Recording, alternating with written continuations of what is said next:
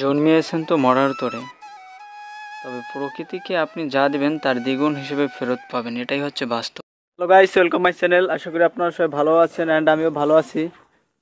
তো সারাদিন বৃষ্টি, তো তার আগেও বৃষ্টি 2-3 দিন, এখন আকাশে মেঘ প্রচুর পরিমাণে। আর আপনারা তো জানেন বাংলাদেশে অনেকগুলা জেলায় 11টার মতন জেলা প্লাবিত হয়েছে। তো আমাদেরও বাড়ির কাছাকাছি পানি চলে এসেছে অলরেডি। বৃষ্টি হচ্ছে দিন রাত পাল্লা দিয়ে, বিরামহীন বৃষ্টি, সময়ের সাথে পাল্লা দিয়ে যেন বৃষ্টি হচ্ছে, ভারী বৃষ্টি। তো আজকে দুপুরের দিক দিয়ে একটু বৃষ্টি কমছে, তো আমি একটু গোয়াল ঘরে আসছি গরুটার একটু দেখাশোনা করার জন্য। গরুটা পয় পরিষ্কার করে আমি এখান থেকে গরুকে পানি বা খড় দিয়ে বের হব। তো ভিডিওটা দেখতে থাকুন। প্রাকৃতিক যে জীবজন্তু তাদের সাথে মিশলে আনন্দে ভরে যায় জীবনটা, এটা বাস্তবের সাথে অনুভূত, কাজ না করলে প্রকাশ পায় না। তো আমি অলরেডি এখানে গোমাই যেটা বা গোবর যেটা আছে সেটা পরিষ্কার করার পর বের হব।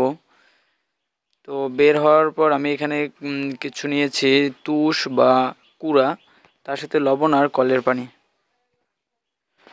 এটা দিয়ে খাওয়াবো। আর আপনারা যারা বন্যায় সাহায্য করতে যান যে জেলাগুলোতে, আপনারা অবশ্যই গবাদি পশু বা প্রাণীর জায়গাগুলো আছে সেগুলোর জন্য পর্যাপ্ত পরিমাণে খাবার নিয়ে যাবেন।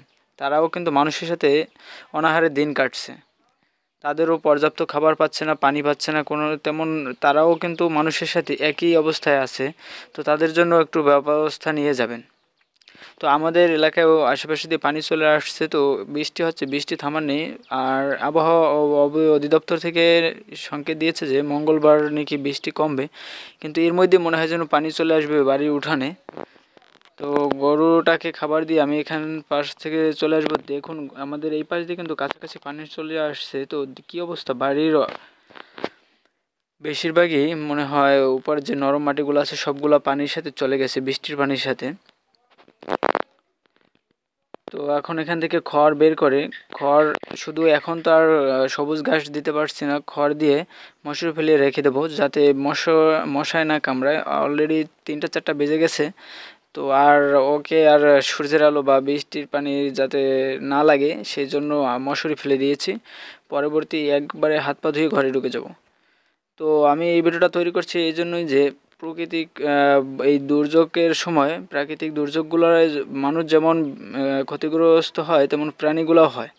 প্রাণীদেরও পর্যাপ্ত খাবার থাকে না, তারাও অনাহারে দিন কাটে মানুষের সাথে। সেটা তো বলার দরকার নেই, এমনি বোঝা যায়। তো অনেক জীবজন্তুর মারা গেছে, অলরেডি মারা যাবে এই বন্যায়, খাবারের অভাবে, হয়তো পানির স্রোতে। আর যে যেখানে আছেন সবাই সচেতন থাকুন, পরিস্থিতি দুর্যোগ মোকাবেলা সবাই একসাথে করুন। ধন্যবাদ সবাইকে। ভিডিওটা যারা দেখছেন অবশ্যই লাইক দেবেন, কমেন্ট দেবেন, সাবস্ক্রাইব করতে কিন্তু ভুলবেন না। আর প্রাকৃতিক দুর্যোগ অবশ্যই সবাইকে একসাথে মোকাবেলা করা উচিত। আমি হাত পা ধুয়ে ঘরে আসবো, আর একটু পরে মনে হয় বৃষ্টি নামবে, আবহাওয়া আবার মেঘলা হয়ে আসছে।